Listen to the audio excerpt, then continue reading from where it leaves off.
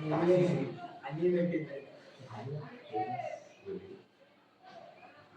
কানটা কেটে চিলকে দেবে। যদি ভিডিওটা দেখার পর বলো have to, has to, had two এর পার্থক্য কি জানি না।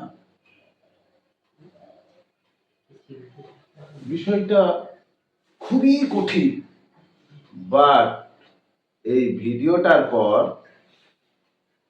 Have to, has to, had টুর ব্যবহার জলের মতো ক্লিয়ার ক্লিন হয়ে যাবে।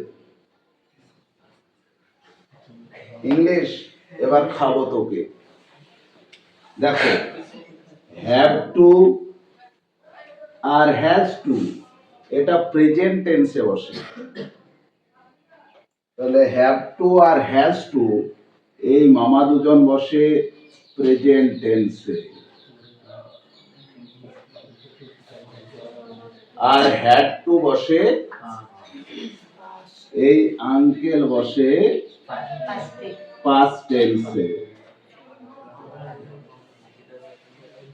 তাহলে have to, has to past টেন্সে, হ্যাড টু প্রেজেন্ট টেন্সে, হ্যাড টু পাস্ট টেন্সে।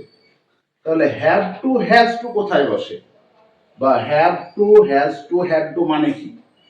করতেই হবে, করতেই হবে, করতেই হবে। এটা বর্তমান কালে করতে হবে, এটা অতীত কালে করতে হবে। তাহলে হ্যাভ টু আর হ্যাজ টু এবার কোথায় বসে?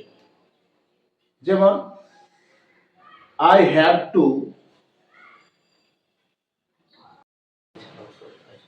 তাহলে যেমন আমাদেরকে এক্সামের আগে পড়তেই হবে, তাই তো? I have to study. আর হ্যাজ টু কখন হবে?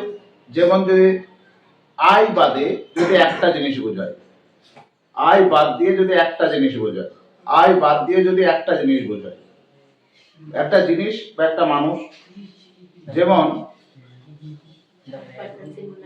Sudipta has to study hard. তাহলে সুদীপ্ত কি একটা বোঝাচ্ছে, তার জন্য হ্যাজ টু। তাহলে আই এর পাশে আমরা তো জানি প্রত্যেকে আই হ্যাভ হয়। তাহলে আই বাদে যদি প্লুরাল হয় তাহলে কি হবে? হ্যাভ টু হবে।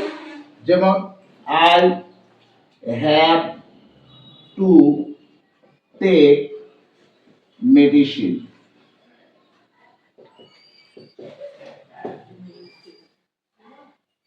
আমাকে মেডিসিন খেতে হবে, বর্তমান কালে খেতে হবে।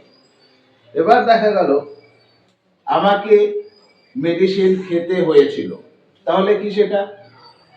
I had to take medicine.